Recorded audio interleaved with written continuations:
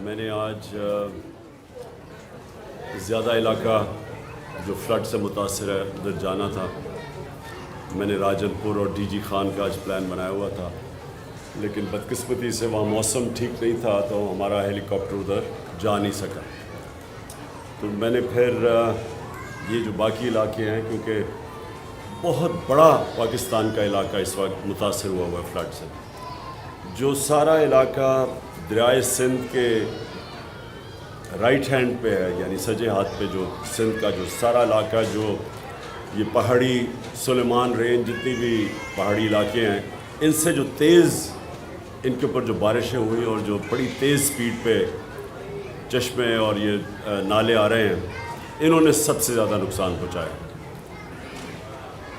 اس کا نقصان کا ابھی تک ہم اندازہ لگا رہے ہیں، کیونکہ یہ صورتحال ایسی ہے کہ 2010 جو ایک بہت بڑا دریائے سندھ کے اندر جب فلڈ آیا تھا، وہ بہت بڑا ہم سانحہ سمجھتے تھے، لیکن جو ابھی تک رپورٹس آ رہی ہیں یہ 2010 سے بھی بڑا اس وقت فلڈز کی وجہ سے پاکستان میں سانحہ ہے.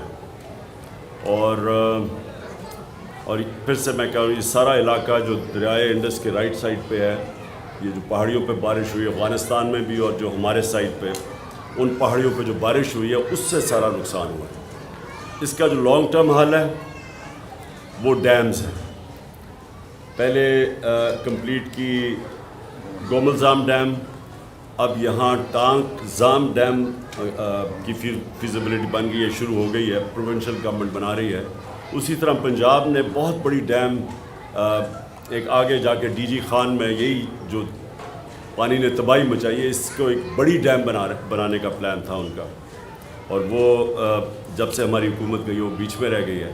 لیکن وہ پھر حال اس کا یہی ہے کہ یہاں سارا اس جو ہماری مغرب کی پہاڑی ہیں، جو سلیمان رینج ہے، اس کے اوپر ساری جگہ چھوٹی چھوٹی ڈیمز بن جائیں، تو یہی پانی جو اتنا نقصان کر رہا ہے، یہی پانی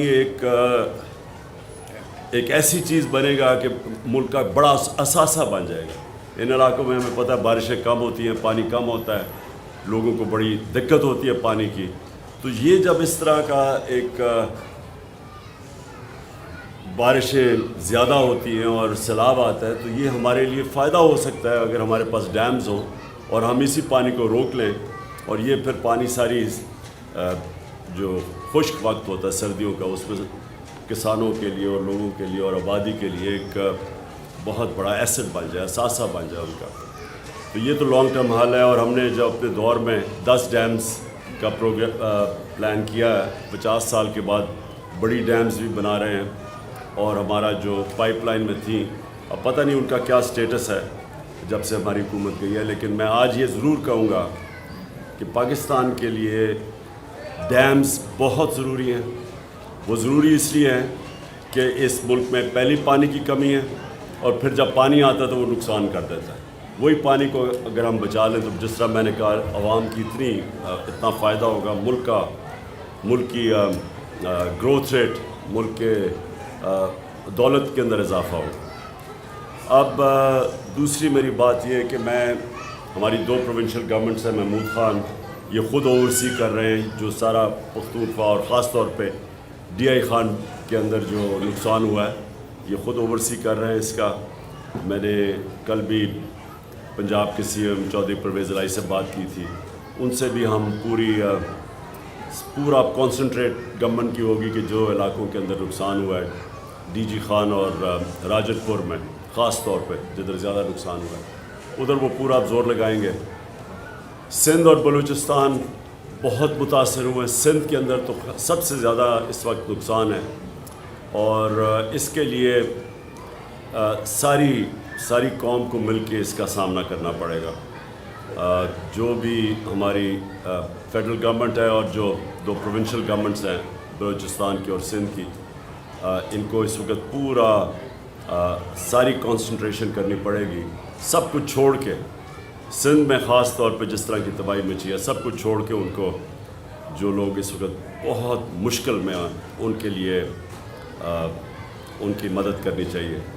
میرے پہ بڑا پریشر پڑا ہوا ہے کہ میں چندہ اکٹھا کروں اس کے لیے فلڈز کے لیے. میں ابھی تک یہ بہت بڑی ذمہ داری، جب لوگوں سے آپ پیسہ اکٹھا کرتے ہیں بہت بڑی ذمہ داری، تو میں جب تک مجھے پورا نہ پتہ چلے کہ میں اس پیسے کو کدھر لگا سکتا ہوں جس سے لوگوں کو فرق پڑے، میں پیسہ اکٹھا کرنے سے گریز کرتا ہوں. کیونکہ میں ویسے اور اپنی شوکت خانہ اور تیسرے ہاسپٹل کے لیے بھی پیسہ اکٹھا کر رہا ہوں، اور اس کے لیے بھی نمل یونیورسٹی کے لیے، اور دوسرا القادر یونیورسٹی، اس کے لیے بھی سب خیراتی ادارے ہیں، یعنی ساروں کے لیے، عام لوگوں کے لیے، مستحق لوگوں کے لیے مفت تعلیم بھی، اور شوکت خانہ میں مفت علاج بھی ہے. تو اس لیے جب میں کوئی نئی پروجیکٹ لیتا ہوں کہ اگر اس کے لیے ہمیں پیسہ اکٹھا کرنا ہے، تو میں یہ پہلے سوچتا ہوں کہ کیا میں وہ پیسے کو پہلے تو دیانتداری سے خرچ بھی کر سکتا ہوں کون سے پروجیکٹ کے لیے. تو میں اس لیے ابھی تک کوئی، مجھے پریشر کے باوجود میں کوئی ابھی تک فنڈ ریزنگ نہیں کر رہا جب تک مجھے پوری طرح اندازہ نہ ہو جائے کہ کتنا بڑا ڈیمیج ہے، کتنا پیسہ میں اکٹھا کر سکتا ہوں. کیونکہ جتنے پیسے کی ضرورت ہے وہ صرف گورنمنٹ سے اس وقت اتنا پیسہ خرچ کر سکتی ہے، اور گورنمنٹ کو کرنا چاہیے. کیونکہ یہ میں جتنا مجھے انفارمیشن آتی جا رہی ہے، اتنا بڑا پاکستان میں سیلاب سے نقصان 2010 میں، جس میں بہت نقصان ہوا تھا، تب بھی اتنا نقصان نہیں ہوا جتنا آج ہوا. تو میں جائزے لے رہا ہوں، میں آج بھی اور بھی جگہ پہ ٹور کر رہا ہوں اور چیک کر رہا ہوں کہ ہم مل کے بحیثیت قوم، ہم مل کے کیسے ہم اب وہ لوگ جو بڑی مشکل میں ہیں، ہم ان کی کیسے مدد کر سکیں. ملک کی بہتری صرف ایک چیز میں ہے کہ یہاں ایک مضبوط اور ایک سٹیبل گورنمنٹ آئے تاکہ اس ملک میں سیاسی طور پہ استحکام ہو. جب تک سیاسی استحکام نہیں ہوگا، معاشی استحکام نہیں ہو سکتا. اور ہماری معیشت اس وقت اتنی مشکل حالات میں ہے، جب سے سازش کے تحت ہماری حکومت کو ہٹایا گیا اور یہ امپورٹڈ حکومت آئی ہے، تو ہر چیز، مہنگائی آسمانوں پہ چلی گئی ہے.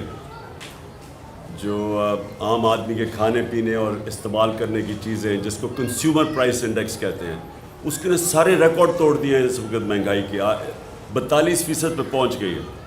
جب ہم تھے تو 16% پہ تھی. تو جو عام آدمی کی زندگی ہے وہ مشکل ہوتی جا رہی ہے، اور جو معیشت ہے وہ نیچے جا رہی ہے. سو اس کا صرف ایک ہی حل ہے، صاف اور شفاف الیکشن.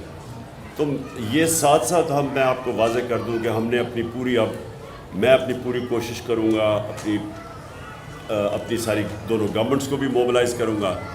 اور میں جو عمران ٹائیگرز ہیں، جو ہمارے جو اس وقت رضاکار ہیں ہمارے، جن کی ضرورت پڑے گی ان سیلاب زدہ علاقوں میں ان کو بھی اب پورا موبلائز کر رہا ہوں. میں بلکہ نئی جوائننگ شروع کر رہا ہوں عمران ٹائیگرز کی، تاکہ ہمارے پاس فورس ہو جو جا کے ان علاقوں میں کام کرے. تو میں اس سیلاب کے لیے بھی اب پورا کام کروں گا، اور ساتھ ساتھ میری جو حقیقی آزادی کی تحریک ہے اس ملک کو آزاد کرنے کی، اس کی بھی پوری کوشش اس میں بھی کروں گا. دیکھیے، گرفتاری تو مجرموں کی ہوتی ہے، اور ایک مجرم مفرور ہو کے باہر بیٹھا ہوا ہے، اور دوسرے 60% کیبنٹ اس وقت بیل کے اوپر ہے کرپشن کے کیسز پہ. تو اگر مجھے مجرم بنا دیا ہے کہ ایک ہمارے ورکر اس کے اوپر تشدد کرے، کسٹوڈیل ٹارچر کرے، اس کو جنسی تشدد کرے، اور میں کہوں کہ جو لوگ ذمہ دار ہیں ان کے اوپر میں قانونی کارروائی کروں گا، اس کے اوپر اگر مجھے دہشت گرد بنا دیتے ہیں، تو کیا پاکستان کی عوام اس کو قبول کرے گی؟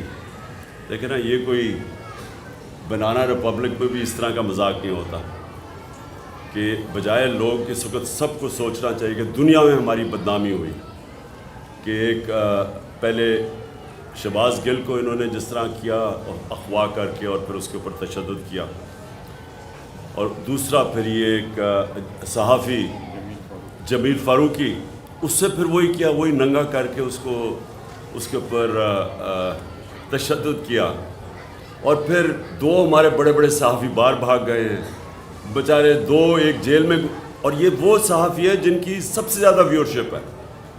ان سے ARY چینل جو کہ اس میں سب سے زیادہ مقبول چینل ہے پاکستان کی, اس کو بند کر دیا انہوں نے. تو یہ ساری جو چیزیں ہو رہی ہیں اس سے پاکستان کو نقصان ہو رہا ہے. اور یہ جو امپورٹڈ حکومت ہے اس کو لوگ برا بھلا کہہ رہے ہیں, اور اس کے ساتھ جو بھی ان کے پیچھے جن کے پاس پاور ہے, جو ہینڈلرز ہیں, جو نیوٹرلز ہیں, ان کو بھی برا بھلا ساتھ کہہ رہے ہیں. دنیا میں بدنامی ہو رہی ہے. تو اس میں ہمارا تو اللہ کا کرم ہے کہ ہماری تحریک انصاف کا تو فائدہ ہی ہو رہا ہے. ہمارے پاس تو اتنے پبلک آ رہی ہے, الیکشنز بائی الیکشنز ہم جیت رہے ہیں, پبلک ہمارے ساتھ ہے.